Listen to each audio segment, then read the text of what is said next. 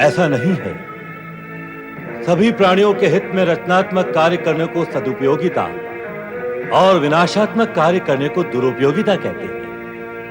सदुपयोगी कार्य करने से जीवन सफल हो जाता है और दुरुपयोगी कार्य करने से जीवन की दुर्गति हो जाती है। ब्रह्मदेव, मैं यहां वरदान लेने आया हूं और आप वरदान देने आए हैं। प्रवचन सुनने न मैं आया हूं न आप सुनाने आए हैं।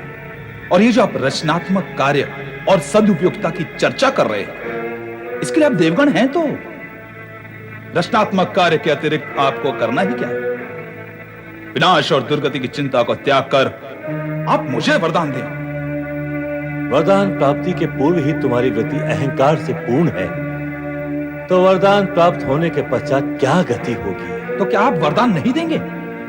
प्रसन्न होकर आया हूं, वचनबद्ध हूं, इसलिए वरदान तो अवश्य दूंगा।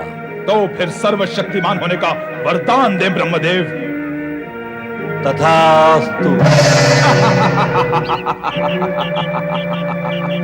सर्वशक्तिमान होने के पश्चात अब शिव और शिव भक्त मेरे सम्मुख कहां टिक पाएंगे?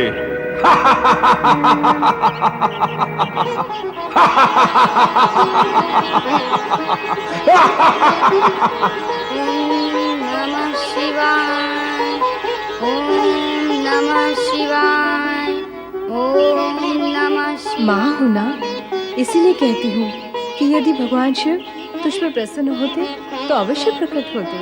प्रकट नहीं हुए क्योंकि वो तुझ पर प्रसन्न नहीं है। हो जाएंगे माँ, हो जाएंगे, प्रसन्न भी हो जाएंगे और फिर प्रकट भी हो जाएंगे। मैं अकेला ही तो उनका भक्त नहीं हूँ ना, मेरे जैसे उनके असंख्य भक्त हैं।